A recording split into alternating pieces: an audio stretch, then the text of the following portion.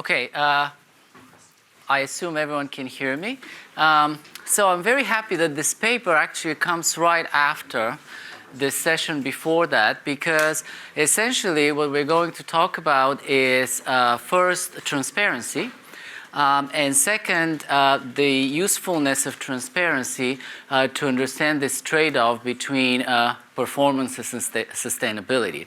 But I want you to think of a bit more narrow context. So, of course, we saw some very kind of big picture discussion. So we're going to pick a specific context to be able to provide some answer. So this paper is co-authored with Marisunta Giannetti from Stockholm and Rachel Lee from Alabama. Okay, so as I said, we're going to talk about transparency. And the idea here is that if investors are provided with more transparency about a company's policies related to sustainability, ESG issues in general, and also asset managers provide more information about the holdings that they have, possibly investors may be able to allocate their funds in accordance with their preferences related to ESG factors. The problem that we have, however, is that, on the academic side, but also we heard on the practitioner side, it's not exactly clear how ESG considerations impact performance. On the one hand, we know a bit about socially responsible investors and the fact that they tend to prioritize sustainability over performance. And there is some work to show that sustainable funds have lower flow performance sensitivity, for example. And on the firm side, we know that to some extent, we know a bit more there, starting with a paper by Alex Edmonds, which he wrote in 2011 before we were talking about ESG. But essentially that if you have a focus on your employees or ESG considerations in general, your performance could be better, or at least your downside risk could be lower. Now, this type of mixed messaging or a difficulty of disentangling performance from sustainability is also seen in the financial press. So I picked Financial Times, but if you read Wall Street Journal, any type of publication, you would have seen many articles, especially in the past couple of years, that discuss generally first, that it's very difficult to think about how ESG considerations impact performance, and maybe not surprisingly, this was from 2 weeks ago when BlackRock actually said that they would be a little bit more careful in terms of voting on ESG proposals, because it is not exactly clear how ESG factors affect performance, and many of these proposals have become too prescriptive and potentially may have negative effects on performance. So what we are going to do here is focus on a specific context that we think makes this trade-off between sustainability and performance very salient. And in particular, we're going to focus on mutual funds and mutual fund investors, and we're going to look at the introduction of a new type of rating based on sustainability, which is called the GLOBE rating, and I'll describe soon, and see how the introduction of this type of rating, which now rates managers on sustainability, will impact their incentives, because up until that point they were rated on performance. Now there is another dimension. So we'll look at the incentives of mutual fund managers, but also at how investors generally respond by moving their money across funds. So the GLOBE ratings, as they're known, were introduced in March of 2016 by Momingstar, and it's their effort to rate mutual funds based on the sustainability of their portfolios. The way they're constructed is as a weighted average of the firm level ESG scores of the holdings of the mutual fund. So it's a very straightforward way to construct the rating. The ESG scores come from Sustainalytics. What's important is that this weighted average, or the absolute score, has been available for some time before 2016 to investors.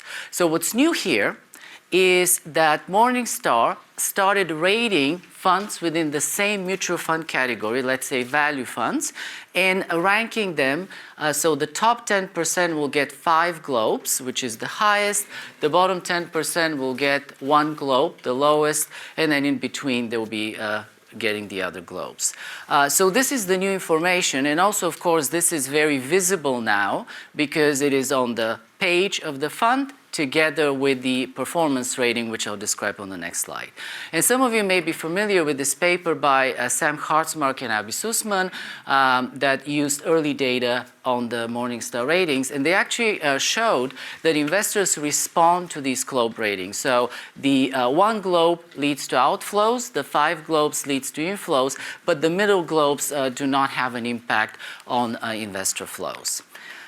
And just for completeness, because we'll be talking about performance also, just to introduce the star ratings, they're the better known Morningstar rating. They were introduced a long time ago, in '85, I believe, and they're constructed in a similar way, except they rank funds based on something like adjusted performance, which Morningstar something like a Sharpe ratio that Morningstar creates. It is looking in the past, so you get a rating over 10 years, 5 years, and 3 years, and then if you have all of these periods, it's a weighted average. And they again go from 1 to 5 stars, 5 stars being the highest, and there's a lot of papers on this that show essentially that investors follow these ratings to a very large extent. So even if you try to control for the performance of the fund, you'd get still more response from the star rating. So it's you should think of it as a very easy to process, attention-grabbing signal. And so we're comparing the two types of rating and seeing how that might affect the incentives of the mutual funds. So what I'm going to show you today, and I'm going to run through this quickly, but I'll show you the results in a second. First, we're going to ask whether the introduction of this new type of rating would have an impact on how mutual fund managers trade. And the idea is that if you think that flows will be impacted, then potentially after the introduction of the globe ratings, as a mutual fund, you try to possibly improve your globe rating. And the one way to do that is by buying stocks with higher ESG scores or selling stocks with low ESG scores. I'll show you that that's exactly what happens. That's how the behavior of mutual fund changes. But also, that would lead to some trading pressure in the sense that the funds that are bought, these are the high ESG score stocks. The stocks that are bought essentially will become overvalued, and the stocks that are sold will become undervalued, and this will create a valuable trading opportunity, which I will show that some other funds make use of. So they essentially will take the other side of these trades, and their efforts would be to improve their performance rating, seeing that trading opportunity. So to some extent, they care less about sustainability, they care a bit more about performance. And then I'm going to show you that a trade-off emerges between sustainability and performance. The trade-off is quite simple. If you manage to improve your globe rating, essentially you're going to suffer some deterioration in your star rating, meaning that your performance will be worse.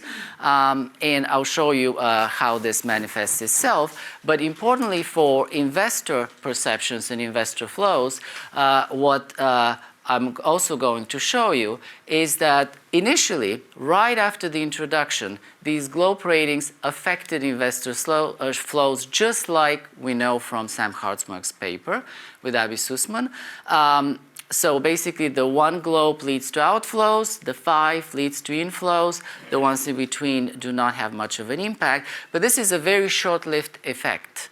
Within 9 months, that effect disappears, And essentially, we see that star ratings continue to have an impact on flows, but the globe ratings lose their effect on flows. And the idea, or the way we're interpreting this, is essentially that a larger proportion of investors seem to put more weight or care a bit more about performance, and this is why the sustainability dimension becomes less important, at least in the aggregate. Of course, we're not saying that sustainability does not matter or some investors do not care, but in the aggregate, that's the outcome we have. We're going to focus on US data from Morningstar. So these will be US equity funds domiciled in the US. We have about 2,000 funds with available information. Everything is standard. I just want to clarify the period. We're stopping before the end of 2017. So it's about 18 months after the introduction of the globe ratings. The reason is that in 2018, Morningstar changes its methodology of constructing the globe rating. So I will show you some results for that later period that will not change the conclusions, but we are separating the initial period from the later period. So the first question was, does the introduction of the globe ratings affect how mutual funds behave, especially their trading? And it does. So a lot of things there, but let me explain. It's a very straightforward regression. So we're going to be looking at a position change of fund F. So this will be the change in the number of shares from one quarter to the next in stock I, multiplied by the price of the stock divided by the total net assets of the fund. And this will be as a function of the stock's effective ESG score. So the idea is we want to see whether after the introduction of these globe ratings, funds start purchasing stocks with high ESG scores in an effort possibly to improve the globe rating. Now, of course, not all funds will be doing this, and so we're going to focus on what we call border funds. This is our way of capturing the incentives of mutual funds to trade in a way to improve their globes.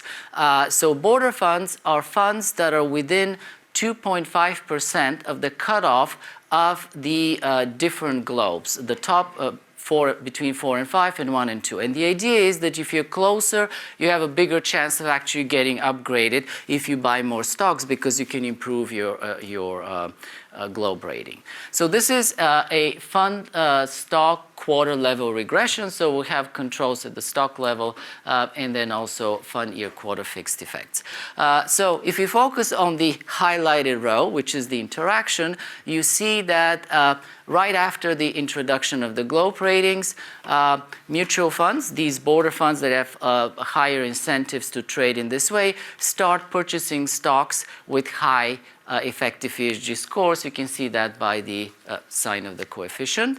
And I should explain that the first column is the full sample period. The second column is the first half, that's 9 months after the introduction until the end of 2016, and then 2017 is in column 3. So what's interesting is you see even here in this first regression that the result comes mostly from the first 9 months after the introduction. The second 9 months, the effect is no longer there. In columns 4 and 5, we have another way to think about which funds might have higher incentives to improve their globe ratings, and we'll be looking at their peers. So the idea is quite simple. If you're in a category that has a lot of peers, let's say hundreds of other funds, it will be much harder for you to be able to improve your globe rating because you have to basically jump over these other funds. If you have few funds, it will be, in your category, it will be easier for you to predict what will happen. And so that's what we find. If you see in column 4, indeed, you see that this effect is much larger for funds that have fewer peers. And then in the last 2 columns, we try to see whether that's strategic or not, and it seems to be driven by active funds, which is what we expect. It's an actual strategic decision by the funds to try to improve their globe rating. Okay, so far we just see that what we expected is happening. Funds start trading in a way to improve their globe rating. Let's see if that leads to some trading pressure. So I'm going to define trading pressure in two different ways, but in the presentation I'll focus on this exposed definition. It's exposed because we're going to see which funds actually improve their globe rating. That will be our set G. And then we'll look at their trading. And the trading is defined simply as the change in the number of shares that this fund has in the stock divided by the shares outstanding of the stock. So it's a very straightforward definition. And abnormal trading would just subtract essentially the trading of other funds. So first let me show you a picture. Maybe as you expect, if a stock has a high effective ESG score, they would experience more of that abnormal ESG trading. So you see a positive sign. And you can see from the picture that this is mostly driven by the first half of the period, which is this middle plot. Here at the end, we see the second half of the period where the line is much flatter. So in that sense, this effect disappears. And I also have this in terms of multivariate regression, which I'll skip. So does this trading pressure affect the returns of the stocks? It does. We construct a long-short portfolio, very standard approach, and I'll just show you the returns. So the portfolio has a positive alpha with respect to the Fama-French 3-factor and the momentum factor. We look at equal weighted and value-weighted returns, and you can see, so these are daily, so if you want the annual number, it's about 11%. So this trading pressure leads to a positive trading opportunity for some funds. You see that the effect is there only in the first half of the period. Again, this trading opportunity is no longer there in the second half of the period. Now, do other funds try to make use of that opportunity, which is to us not an obvious question, because obviously we just look at mutual funds, there are other investors, retail investors, we may not be able to get anything, but we're actually able to show that these are the funds that are not improving their globe rating. So they're the counterpart of the ones we looked at before. And you see that in terms of the abnormal ESG trading, they have a negative relationship. So they basically trade against the funds that are trying to improve the globe rating, and they're trying to make use of that. And I just wanted to show very quickly that this is driven by the funds that we expect. So if you're further away from the cutoffs for the performance or the star ratings, you do some of this trading, but you're much more likely to do it as you get closer to the cutoff. And so it increases almost monotonically, but it's only present in the first half of the sample period, not in the second. So we see that some funds try to improve their globe ratings. Other funds see this as a trading opportunity, try to benefit from that and improve their performance rating. What is the trade-off? Well, here we look at the stocks that these funds trade. So very standard approach. We look at the top and bottom quintile of the stocks, and we aggregate the trading of the funds.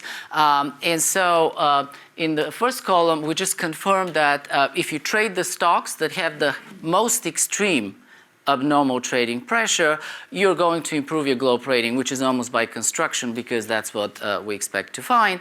But what's interesting in the other columns, if you focus on column 3, you actually would reduce also your performance rating. So you gain on the globe ratings, but you actually lose out on the star rating. And of course, that's the same in terms of returns. So let me just show you very quickly what's happening with flows. So very standard regression. We look at how flows, investor flows, are affected by the globe ratings and the star ratings. Let's focus on column 2. This is the first half of the sample period. You see that the 1 globe leads to outflows. The 5 globes leads to inflows. But the first thing I want you to notice is that the effects are much smaller than what you expect from what you see from the star ratings, from the performance. So performance still has a much bigger impact. But what's also important is in the second half of the period, essentially these effects disappear. Star ratings still continue to impact inflows and outflows, but the GLOBE ratings seem to lose their impact on flows. So the way we interpret that is that to some extent, this trade-off between sustainability and performance emerges and becomes clear to investors, so they stop allocating their flows in order to pursue higher, better ESG funds and higher GLOBE ratings. Since I'm running out of time, I'll leave the rest for some questions when we get to that point. So overall, what we wanted to see is whether more transparency about mutual funds would actually help investors to allocate their money in accordance with their beliefs. And we find that initially it does, but very quickly this trade-off emerges between sustainability and performance, and the GLOBE ratings stop affecting flows anymore. Thank you. Thank you very much. Now the trade-off between sustainability and performance is obviously at the heart. The understanding the trade-off between sustainability and performance, obviously at the heart of the finance literature of ESG. But this paper is really looking at this in the context of fund managers, and arguably that's even more important. Let me try to explain why. So if you look at recent, especially theory work on ESG, mostly you have two groups of investors, one with green preferences, or green and financial preferences, and the other one only with financial preferences. And then depending on how the preferences look like and how many of them are and so on, then you get the equilibrium outcomes like investments and stock prices and volatility and betas and whether you are in equilibrium, in which equilibrium you are, etc. So that all depends on what we assume about these green investors. And therefore it's important to understand what these assumptions should be. Now, most of this literature will then cite an empirical literature about the preferences of green investors. But that literature is all on household investors, so individual investors that invest decide how to allocate their pension investments. And so in the end, these households do not directly invest into the market as is assumed in all these models, but it is the intermediaries that do. So it is important to understand what are the intermediaries of these, what are the preferences of, or how do these intermediaries behave that invest on behalf of these green investors if we want to understand what happens in the end. Okay, so that's why this is important. And here, now this is very difficult to do because you have hanging parts everywhere. You have, on one hand, investors that change their preferences. On the other hand, you have firms that change their ESG behavior and performance. So these intermediaries are in between. It's hard to study them empirically. Now here you have a great setting to do so because you hold constant both on the investor side their preferences and on the firm side the fundamentals and their ESG performance, and you can isolate what happens with the intermediaries. So you don't have changes in underlying preferences or the ESG or the market at large, but you have this new rating that allows investors to sort themselves into funds based on this global rating of sustainability. And this provides a good setting to look at how do these intermediaries then react. Okay, so what does this paper do? It uses the global ratings of Momingstar introduced in 2016, which are entirely based on their portfolio stock Sustainalytics rating, which is a product of Morningstar. So there's no new information really, but it creates these discontinuities that investors care about, but do not reflect any discontinuities in fundamentals. Then this paper looks at what happens during two periods, one transition period and one arguably steady state or second period. And the results are a bit different across these periods. In the transition period, funds are doing a lot. So some funds try to improve their globe rating by buying stocks with high Sustainalytics ratings, and then others take advantage of that buying pressure and improve their star ratings, which is the financial performance rating. Throughout the transition period and in steady state, fund flows are more sensitive to the star rating, so the financial rating, than to the globe rating. And there are initial flows to these high globe funds, but only in the first period and not in steady state. And after 9 months, the fund flows stop reacting and the funds stop reacting. The funds stop trying to improve their globe ratings. And the conclusion here is that they care more about flows than sustainability. Now, all of this is very well executed. If you read it, whenever I had questions, they would be answered on the next page. So this is just some remaining thoughts about the conclusion. Now, the conclusion in the paper is somewhat starker than Nick just presented. I think it was much more nuanced, the way you said it. But the version that I had closed its conclusion with this sentence: our results suggest that ultimately investors care predominantly about performance instead of sustainability. And our findings indicate that regulation may be necessary to direct capital to more sustainable investments. So this is quite stark. So since it's so stark, let me challenge it.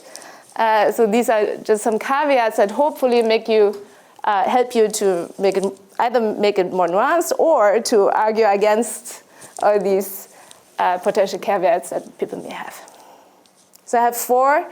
First, why was it a trade-off in the sample period in the first place? Second, this is about fund flows. Do green investors pay less attention? And maybe that's what explains the flows or the disappearance of the flows. Third, the third one is about market segmentation. Maybe you have funds that cared and funds that didn't care. And then let me ask how this squares with the previous literature. Okay, let me start with why was there a trade-off in the first place? And that seems to be a silly question to ask, since I just said that the whole literature wants to find out whether there's how the trade-off looks like. But in this period, so this is 2016-17, and this is a graph from Pastor Stambo-Taylor, working paper dissecting green returns. And these are, green returns, and these are brown returns based on some green factor that they have made. And in that sample period, what you see is that greens vastly outperform browns. And to reconcile this with Nick's very big numbers of these portfolio sorts of high-rated, low-rated stocks, I wonder how you can reconcile these big numbers over a whole year with this kind of numbers. And this is not the only paper that finds this for that sample period. You see also for example, the Laura Lindsay et al. Paper that calculates optimal portfolio weights, even specifically with Sustainalytics ratings, and shows that you don't have to give up any of your Sharpe ratio to get there. So I want to make that why that is that you have such a different opposite return. Now I don't know where I put out here. And maybe you can reconcile these, but then my question is what is the external validity of this phenomenon that they don't seem to care if actually in certain periods they don't need to care, because if they invest into green, they automatically perform better. Okay, the second comment is about attention. So this goes into the disappearing flow sensitivity to the globe rating. So the globe ratings change every month. But after the transition period, it seems like investors don't react to these changes in the globe ratings.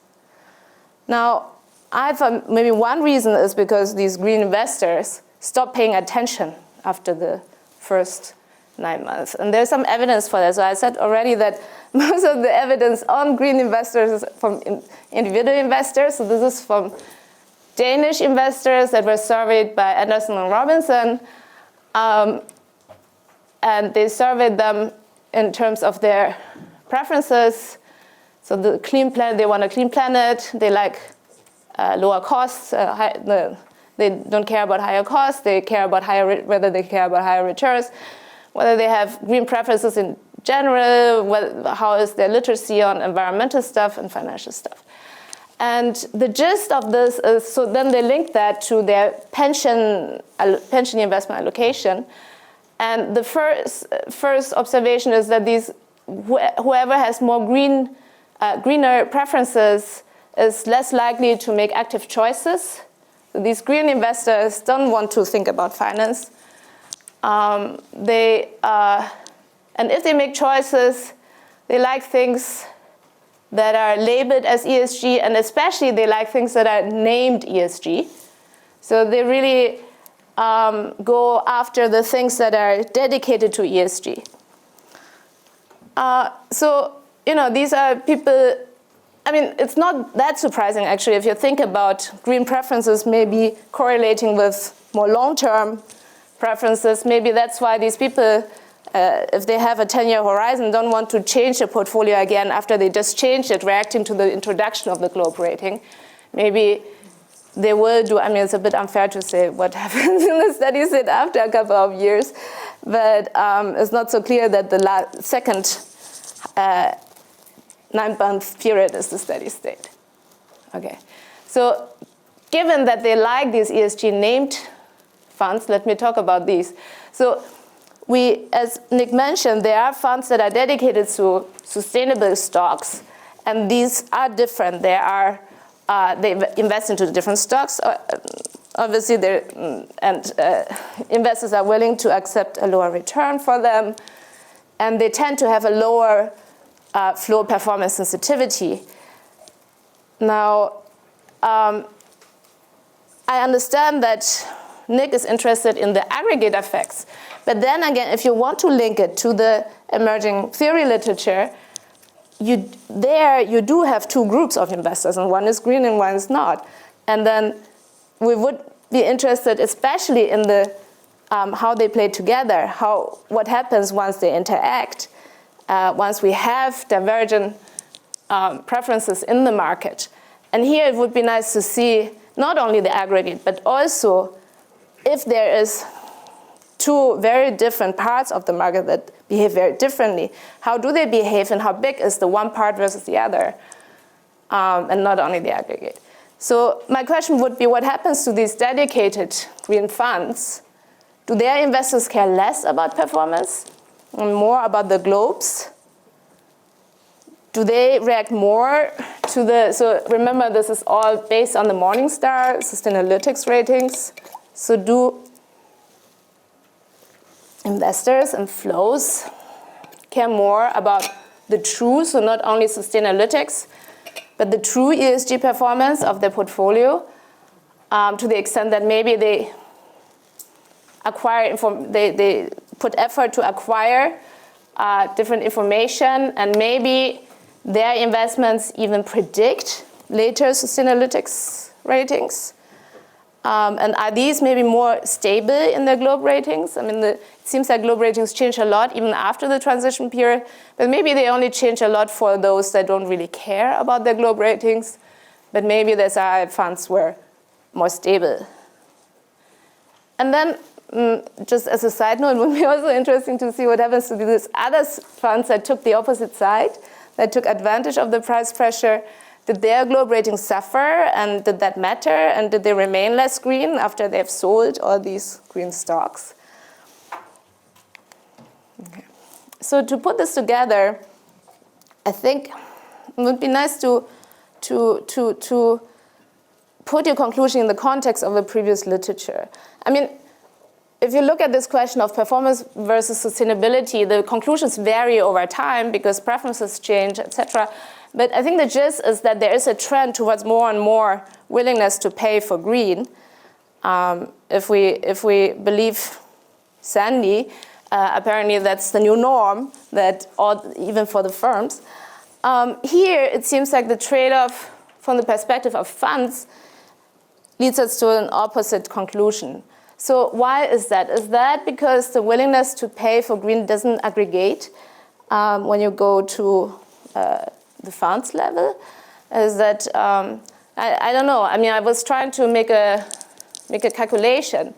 And the paper really nicely, I mean, you have seen documents how much flow suffers if you go for one more globe versus one more star. But then, if you look at actual decisions, so how many are there that could actually make that decision to manipulate to get to 5 globes versus 5 stars? So is that really the decision? And for those, how much does it matter for those? And then what is the cost of that? So, I mean, I understand that we express everything in terms of standard deviations, but what is the cost of changing the standard deviation? Or what is the cost of crossing the threshold to the next globe? And what is the benefit in terms of flows? And then, I mean, the other obvious literature that fits, that is related to this paper is the Hartmann and Sussman paper. Now, the Hartmann and Sussman paper introduced those globes, and it shows that there's a lot of flows to funds with the most globes and away to those with the least globes. They only have data for 11 months. So here, really, what is, I think, the great difference vis-a-vis that paper is that you have a longer time period, which allows you to compare the transition period to the steady state or the next period.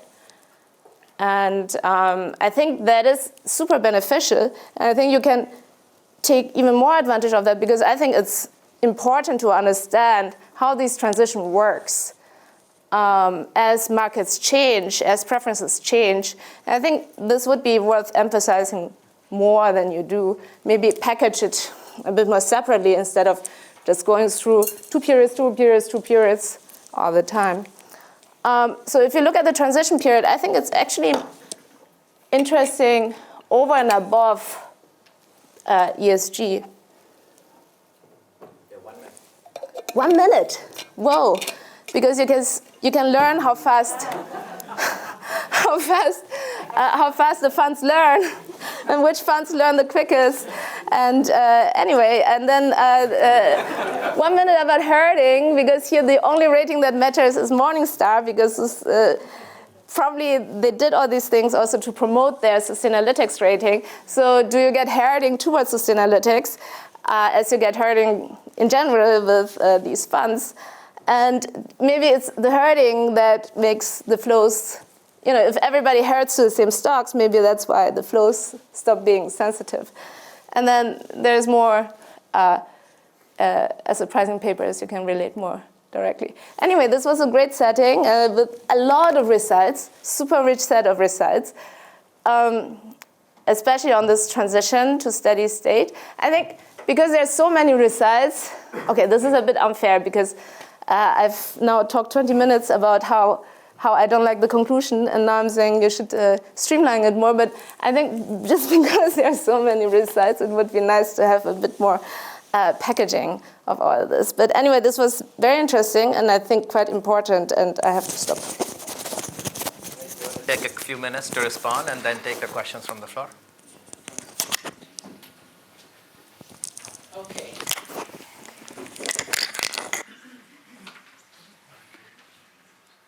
On? Okay. So thanks, Moqi. You did a great job by asking those 4 questions at the start, so I'm just going to respond to them right away. So why the trade-off? Just old-fashioned trading pressure, which I showed, right? So the trade-off appears simply because some stocks become overvalued and others become undervalued, and that impacts returns. However, our results,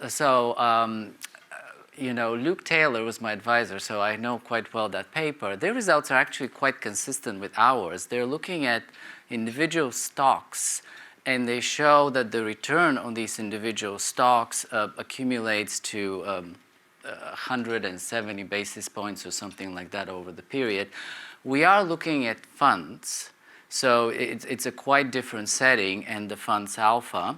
But in some sense, the two papers are similar because they also show that there is trading pressure based on that trading of the funds, and that actually leads to temporary price effect, similar to what we show in our paper, that there is some temporary price effect. Then the next question you had, do green investors pay less attention? We actually only look at retail investors versus institutional investor flows because that's our data, and they do not. So basically retail investors and institutional investors behave the same way. Their flows respond the same way, but only in the first period. And then I think there is only one more that I have. SRI funds, so the specialized SRI funds. We actually intentionally think that it's better not to focus on SRI funds, because if you want to get an answer of the question of this trade-off between performance and sustainability, you actually don't want to focus on the funds that actually are willing to take lower performance for sustainability. And there is actually quite a few papers that show that they actually do that. So in that sense, we just want to have a bit broader setting where we can say something more general about how investors behave in terms of this trade-off. But I'll stop there and see if there are any questions. Let me start with the first question and then open the floor. So to my taste, it feels like, to me, a little bit descriptive, what you're doing.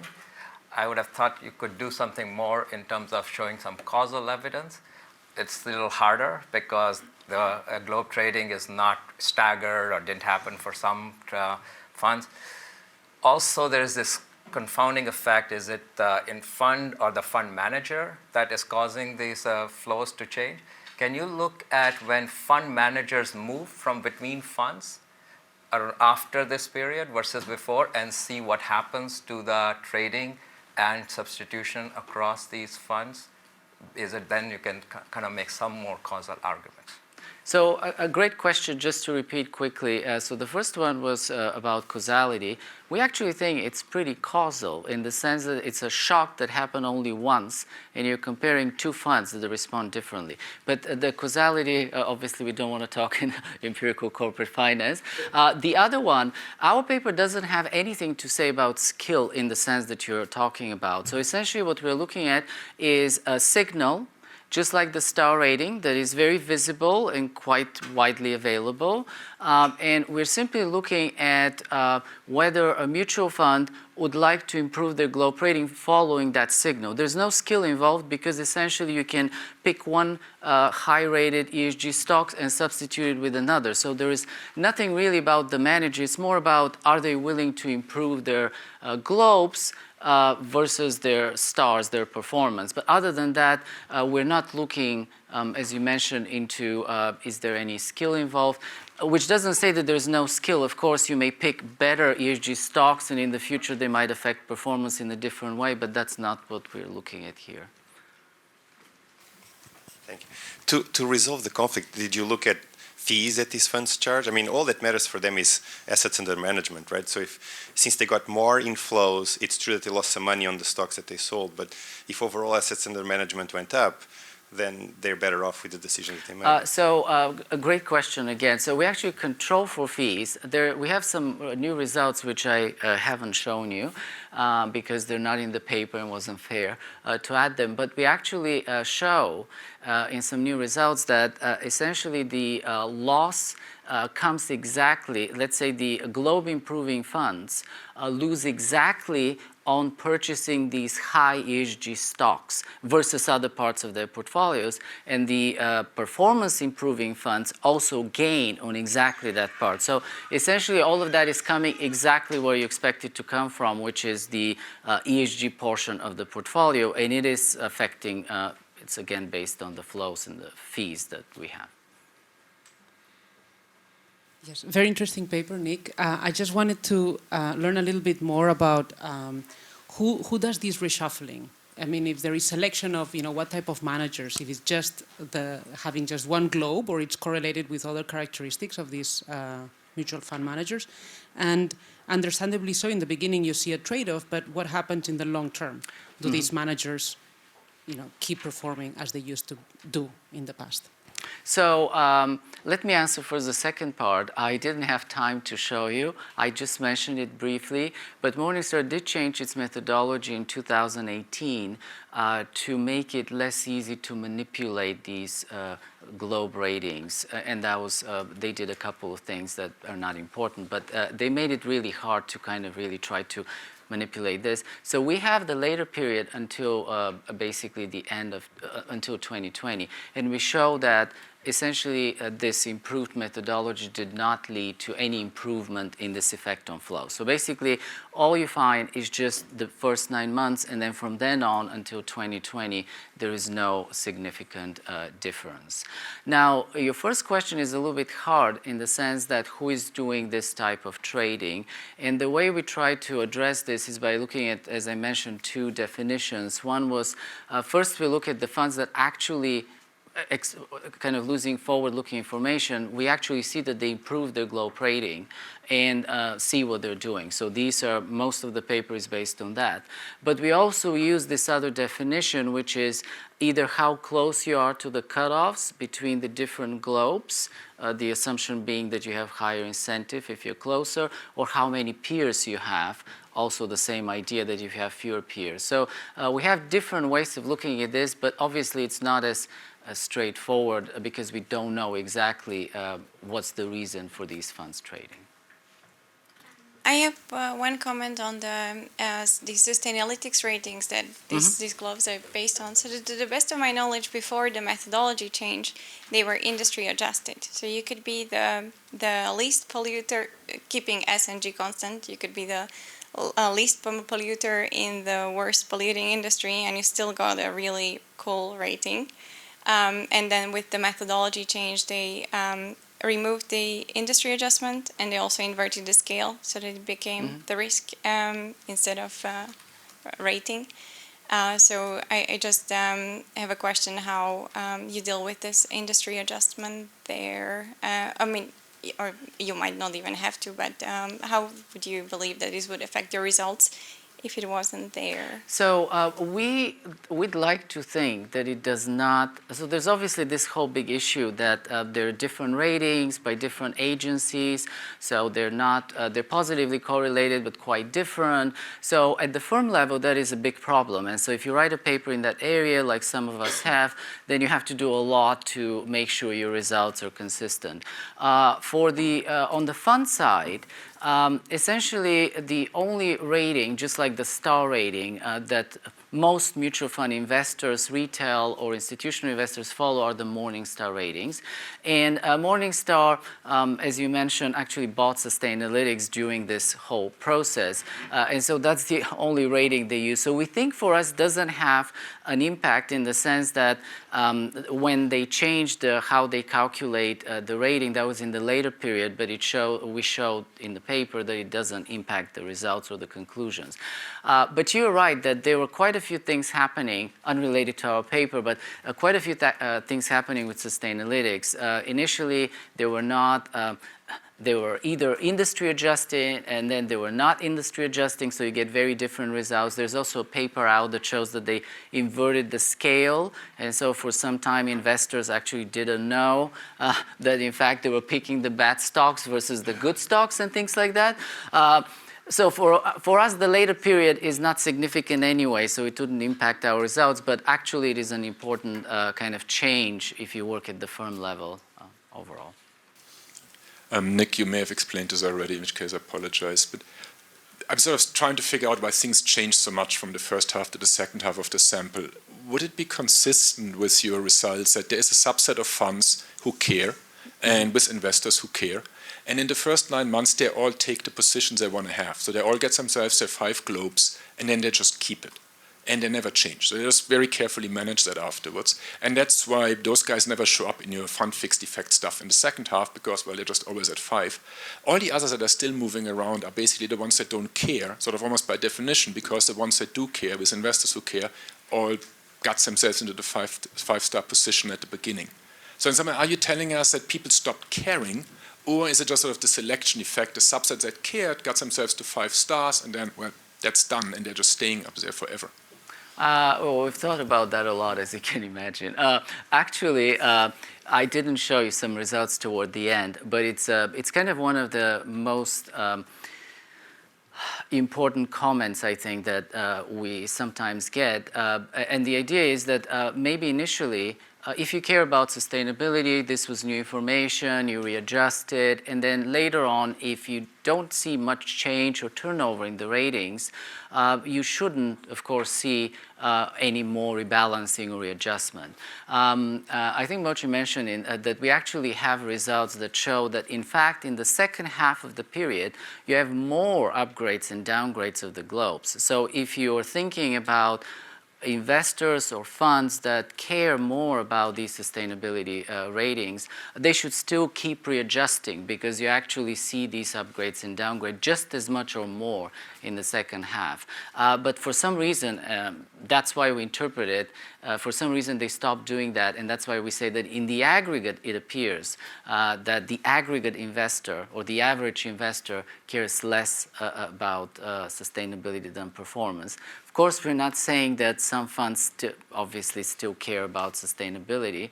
They're just maybe not the major portion of the investing public, I guess.